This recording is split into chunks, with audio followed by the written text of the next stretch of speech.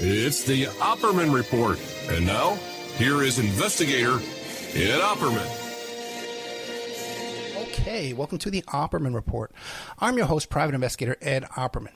You could find me at Opperman Investigations and Digital Forensic Consulting through my website, Email Revealer, or you just contact me directly at oppermaninvestigations@gmail.com. Our archives are free at Spreaker.com. And do a live show there Friday night, 8 p.m. Eastern Time. There's a chat room. You can get an email notification when there's new content. I play repeats every night. So Spreaker is a good place to keep in contact with me for free. And if you go to Spreaker and you look up Laila Mickelwait, you can find our previous show we've done with Laila Mickelwait. That's spelled LailaMickelwait. You can find her at LailaMickelwait.com. You can find her at Laila Mickelwait on Twitter, Instagram, and Facebook. TraffickingHubPetition.com. That's where you want to go to sign a petition to help put an end to all this stuff. And then Justice Defense Fund, justicedefensefund.org is where you can go and help support this work. Laila Mickelwait, are you there? Hi, yes. Thanks for having me. Thank you. Before we get into who is Laila Mickelwait, did I butcher this traffickinghubpetition.com? No, that's exactly right. Traffickinghubpetition.com. That's where you can join over 2.3 million people from every country in the world to sign the petition to shut down PornHub and to hold its executives accountable for globally distributing, monetizing, commercializing a mass sexual crime that includes child abuse, rape, sex trafficking, and other forms of criminal non-consensual content. And then correct that justicedefensefund.org is the organization I founded to support all of this work. And you can go there to learn more and also be able to support. Okay, but let's just stop 1 second here. Did you just say that there's already 2 million signatures on this petition? Yes, there are 2.3. We're on our way to 2.5 now, million signatures from people in every single country in the world so far. Well, then how many do we need? That's not enough? Well, the goal is 2.5 right now. I mean, it can just go on and on. But at 2.5, I've decided that what I want to do is print out this petition. It's going to be, I can't even imagine the stacks and stacks and stacks and stacks of paper that would take up printing the signatures on this petition and roll all of that into Congress, go visit members of Congress and the Senate in the House and ask why they haven't done anything to put these people behind bars and implement policy to stop this from happening in the future. It's just gotten to be too much, and there's too many people who are outraged about this all over the world and want something to be done. So that's my plan. Yeah, maybe we can print it out on bricks and rocks and drop it from helicopters around to a few choice locations, and maybe that'll get somebody did a calculation about how it would be like, I don't know, a mile or more, or something like that if you printed those out and actually laid them out. It's a lot of signatures, but I think that we need more. I mean, the more the better. It just shows that there's mass outrage about this, and I mean, in comparison to the number of people who are visiting PornHub, I mean, we think 2.3 million is a lot. It is, but 130 million people in 2020 were visiting PornHub every day. Wow. And they had 47 billion visits to the site, that year. So we need more people on our side outraged about this than they have as consumers. Well, let's back up just a little bit. Who is Laila Mickelwait, and what has made you so passionate about this topic of PornHub and the abuse going on of children? There's literal abuse of children, recorded abuse of children going on PornHub right this very second. So what is Laila Mickelwait? Who is she? And what caused you to devote so much of your life to this? Sure. Well, I have been focused on this issue of sex trafficking. It's been about 15 years now that I've been working on this fight. And, a number of years ago, I think now probably about 10 years ago, I started to notice a trend where sex trafficking wasn't just happening offline, but it was being recorded filmed child abuse. So anytime a non-consensual sex act that's induced by force, fraud, coercion, or if it involves a child, and if that's commercialized, so if there's something of value that is given or received for that sex act, then that is an act of trafficking. And so I began to understand that child sexual abuse, rape, and other forms of non-consensual sex that is commercialized online on these big porn sites is also an act of trafficking. And so I began to investigate this issue, and one night in early 2020, I tested the upload system of PornHub for myself, and that was after I had read some really horrifying news stories about victims who had ended up on the site. And I wondered to myself, how did this happen? Because at the time, PornHub was the largest and most popular porn site in the world. Like I said, it had 130 million visits a day, 47 billion visits a year, enough content uploaded to the site every year that it would take 169 years to watch if you watch those videos back to back. They also, at the time, it was the 10th most visited website across the internet. So that's not just porn site, that's website across the internet. More visits than Amazon, Netflix, Yahoo. Researchers named PornHub the third most influential tech company on global society behind Facebook and Google. So this is a massive, massive site, very popular site. And they had spent years and multiple millions of dollars with these massive PR campaigns through this arm of the company they called PornHub Cares. And what they would do is they would do like these PR campaigns to save the trees and save the oceans and save the giant pandas and raise money for breast cancer awareness and put all this out in the news to make people think that they actually cared about trust and health and safety. But when I tested the site back in 2020, I found out that all it took to upload a sex video, a homemade user-generated sex video, and I didn't upload a sex video. I uploaded, filmed my dark room and my keyboard and whatnot and uploaded it, but I tested it and found out all it took was an email address. So they weren't verifying ID.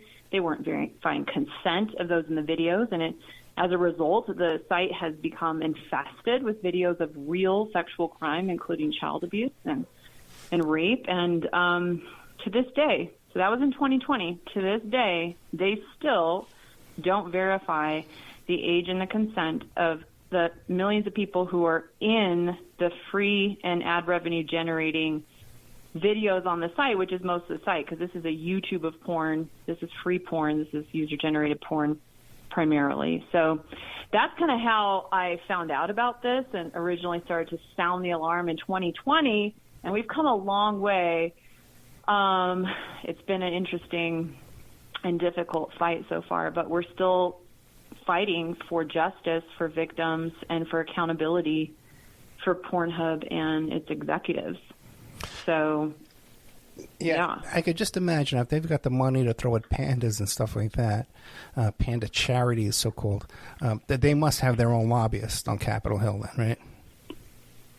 I'm sure. In the emails that we just recently were uncovered in discovery in a major child sex trafficking lawsuit, class action lawsuit in California, in the legal discovery, the executive and CEO had talked about lobbyists that they were actually hiring in Canada to be speaking with the government on their behalf. So because they are headquartered in Canada, they have offices all over the world. So, PornHub is owned by a parent company that is called MindGeek, and they were called MindGeek until a few weeks ago when they got rebranded to the name ILO, which they were trying to kind of whitewash this history, whitewash what's happened.